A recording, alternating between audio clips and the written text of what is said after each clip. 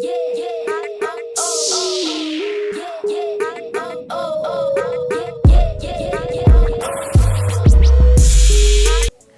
up? What's happening? What's popping? What's going on, everyone? Welcome back to another great edition of Simone with the Sports. I'm Simone, bringing you guys daily sports talk. So if you're new here, if you're old here, you haven't already subscribed to the channel yet, make sure you stop what you're doing, leave a comment, subscribe, keep rocking with me. Also, make sure you check out the links down below. The very first link is to buy me a coffee to help fuel this channel. The second link is to shop the official Simone with the Sports, a merch collection. Get you the classic tee, the wavy tee, or the fly or die crew neck for all of my Birds fans. And lastly, guys, turn your notification bells on because the videos are coming like boom, boom, boom, boom, boom. And you don't want to miss a single video or a single live stream. But guys, let's go ahead and hop into the topic today. The topic I know some of y'all, a lot of y'all don't want to hear about. I mean, end of the season woes are definitely real, but that is a time where we do have a lot to talk about. Obviously, the Sixers were eliminated from the playoffs. I was not able to do a reaction, I believe, to like the last 3 games because I've been on vacation. I did one Eagles video when I was on vacation, a scheduled reaction, but I just did not feel like doing a negative Nancy video about the Sixers losing when I'm supposed to be resting, relaxing, recharging and stuff on vacation. So I waited until I got back to do this video. But guys, we have a lot to talk about this off season, and one, of course, the biggest thing is going to be about retooling this roster. So we're going to have a lot to talk about this week. We're going to be talking about today is just going to be kind of my instant reactions. Well, not instant because, you know, it's been 3 days. But today's going to be like my reactions and just initial thoughts to things.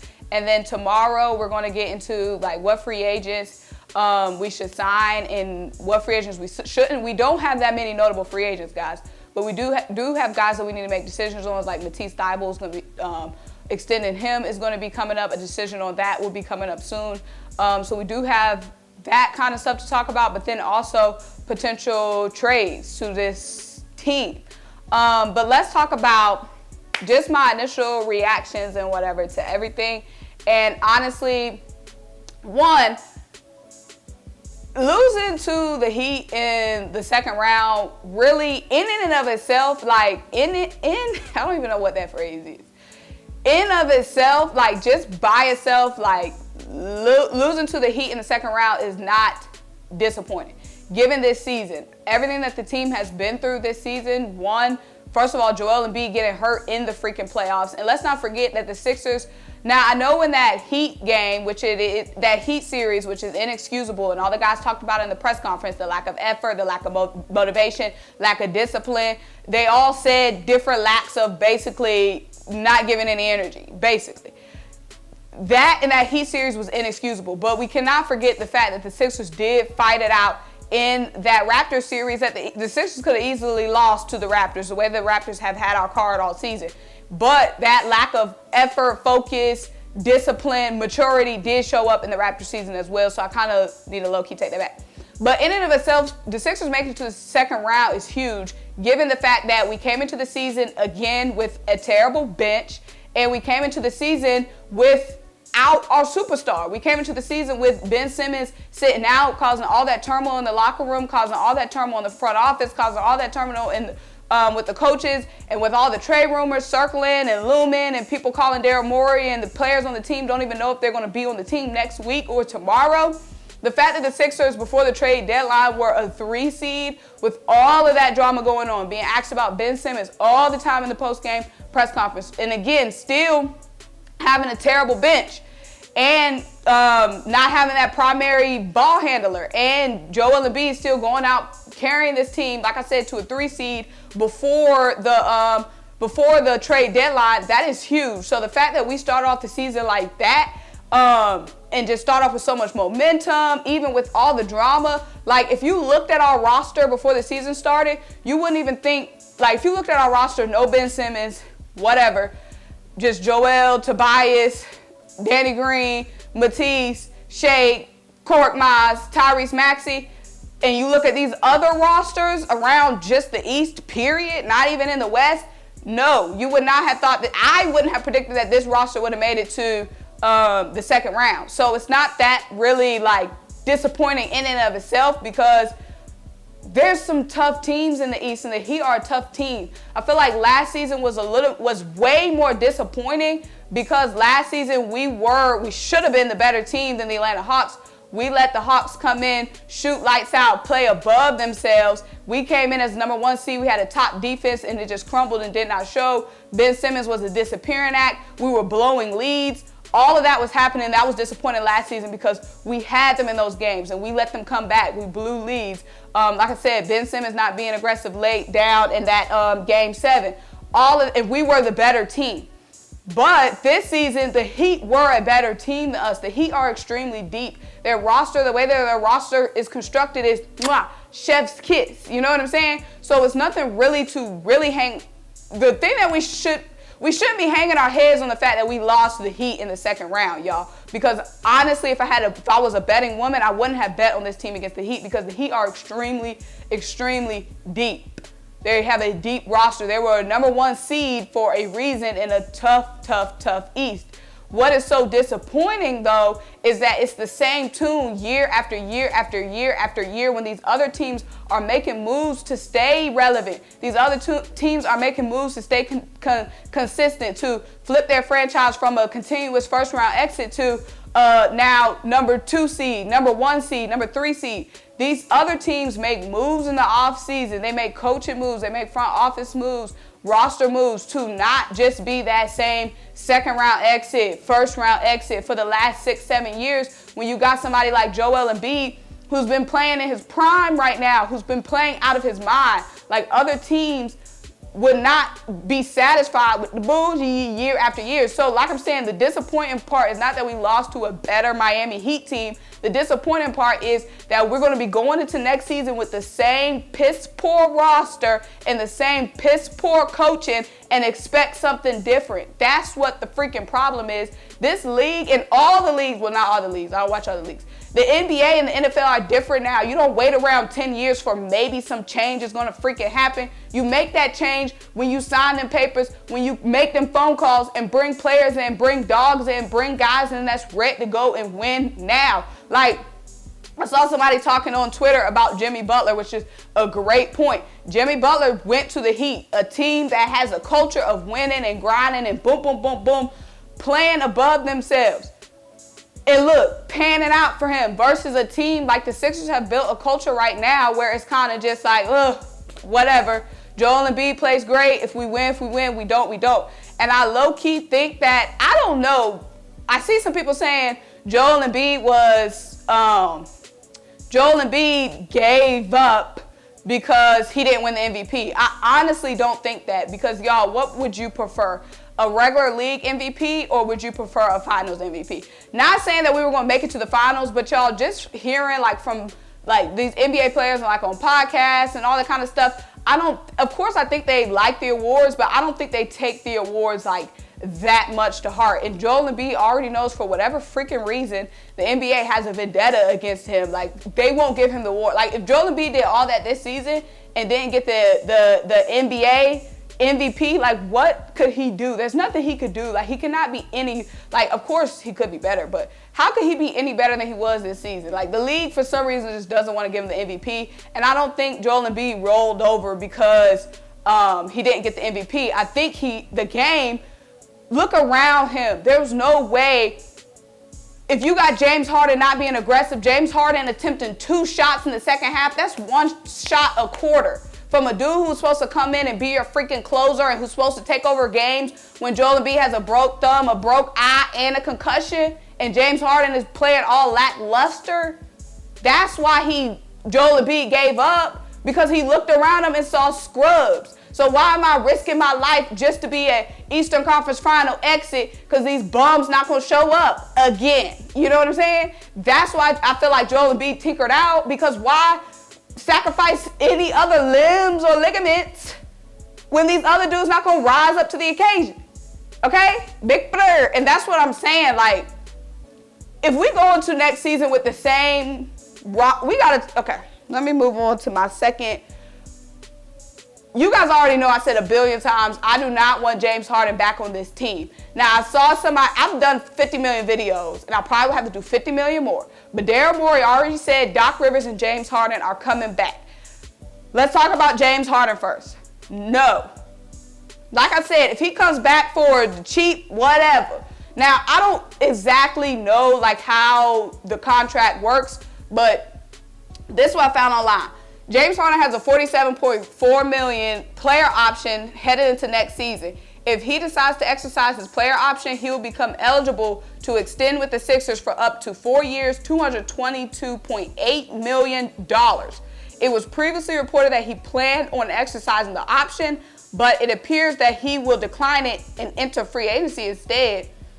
If he does, Harden will be eligible to re-sign with the Sixers for up to 5 years, projected at $269.9 million. If he were to join a new team via free agency, he'll be eligible for up to 4 years, $200 million. Like I said, if we bring James Harden back for cheap, whatever, fine. Still don't like it because I don't like that lackluster, like I said, that culture of just being lazy and getting away with it. I don't like that. I don't want no lazy person on the team when you're supposed to be the king on the court. How you only attempting 2 shots? I would much rather if he went like 3 of 15. You know what I mean? Because at least you're trying. At least you putting shots up. How you only shoot 2 shots? You was shooting guard. We brought you in the game to we brought you on the team to close ye out. Ben Simmons only attempted 2 shots last season against the Hawks. So what? Did we even upgrade over Ben Simmons? I don't understand. What is wrong with James Harden? I don't want that vibe back on the team when it's young dudes ready to attack, ready to go. You got Bradley Beals out here. You got Zach LaVine's out here, free agents that's been balling out. Zach LaVine been balling. Bradley Beal been balling. Bring them. Let James go on somewhere else. I don't like that, okay? And my thing is, what? I get that we had to get rid of Ben Simmons, but we had so many better options on the table. Tyrese Halliburton and Buddy Hield, younger. Tyrese Halliburton, a young dog player we could have had for the longer term versus getting a 32, 33-year-old James Harden who don't have it anymore. It's those kind of decisions that we keep making that just keep shooting us in the freaking foot. Tobias Harris, his big contract, and Tobias Harris has been playing great for us. He was the most consistent player for us in the playoffs. But that contract is just way too much from what we're getting from Tobias Harris. I don't understand that contract. I really don't, guys. I know it's those kind of decisions that's frustrating. Like I said, it's not the fact that we lost to a better Heat team. It's these kind of repeated patterns. Okay? Now let me talk about Doc Rivers a little bit because a lot of y'all was talking about Doc Rivers, and I'm talking about Doc Rivers too. But now Daryl Morey said Doc and James are coming back. People say stuff all the time, and that doesn't necessarily mean they're coming back. You know what I'm saying? That's what you say, PR answer. But we do know Doc is under contract, and we know Daryl Morey loves James Harden. So I'm thinking he's pretty serious about his word. Now my thing is with Doc Rivers is part of the problem, but Doc Rivers isn't the only problem, y'all. James Harden attempting 2 shots in the second half, what does that have to do with Doc Rivers? Unless Doc Rivers is just such a nuisance, the players are just so sick of him and they just don't want to go out there with any fight or grit. If that's the case, then that's middle school behavior. James Harden not being aggressive, the team not being aggressive, does that have anything to do with Doc Rivers? Okay, rotations and keeping the bench out too long. Yes, that has to do with Doc Rivers. But the team just being lazy, rolling over, that has nothing to do with Doc Rivers.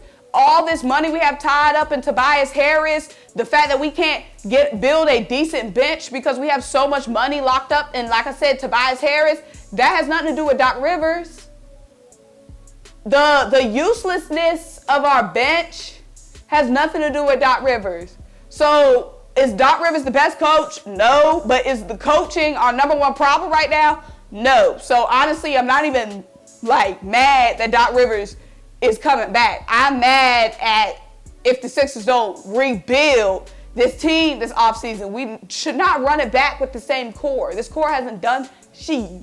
Okay? And you know what happens? Guys like Joel Embiid eventually won out of the team. You've been putting up with the same bullshit year after year after year after year after year. Why would Joel Embiid want to stay on a team that has this kind of culture? I'm just saying. Dudes, he's proven and shown that he wants to win. The way he played this season and last season, night in and night out, just straight balling, dominating, MVP campaign. He wants to win. And if the front office can't build a team around him, shoot, he gonna want to go somewhere else. It's just how the leagues work now. They have no loyalty, as they shouldn't. They have no loyalty to a city or to a fan base. Loyalty is to themselves and their own goals. And he already know he ain't winning NBA MVP. They done showed him that. So the only thing he could get is a finals MVP or a finals champion. And like I keep saying about these big men, their windows close faster because they so darn big and they can't handle that dang, bang, bang, okay? You already see every year he has some issue with his body because it's abnormal the way he be jumping around and doing all that stuff as big as he is on his bones. It's not normal. So big men had to make their move and win. When they're in their prime, they have to capitalize. That's all I'm saying. So keep playing around and see if Joel Embiid stays around. Keep playing. Especially now he sees the way Jimmy Buckets done left and now he's prospering. Okay? You know they was chatting after the game. You know that. You know that. But y'all, lastly, like I said, we're going to talk a little bit. We got a lot of stuff to talk about, but this is just my initial whatevers. Lastly, prayers up for Danny Green. Honestly, I think Danny Green, I don't know the man, I mean, obviously. But the dude's about to be 35 this year. Danny Green might as well go ahead and retire because his ACL and LCL, I've never even heard of an LCL. His ACL and LCL are both busted. And y'all know that rehab is serious. And Danny Green already lost his touch. So who knows? Danny Green might be retiring soon. He already has his podcast up and running. He'll be in the booth calling games in 2 years. We already know how that go. But y'all, that's just my little 2 cents for today. Like I said, we're going to talk a little bit more this week about some moves that we actually legit moves we can make this offseason to actually make this team better. And that doesn't mean trading Ben Simmons for a washed up James Harden and freaking DeAndre Jordan. I almost forgot his name. Well, we didn't trade him for DeAndre Jordan, but still, I almost forgot his name. Anyway, y'all make sure y'all like this video. Make sure you leave a comment. Make sure you subscribe. Keep rocking me. Check out the links down below. Buy me the coffee to help fuel this channel. Shop the official Simone with the Sports merch collection. And I'll talk to you guys next time. Bye.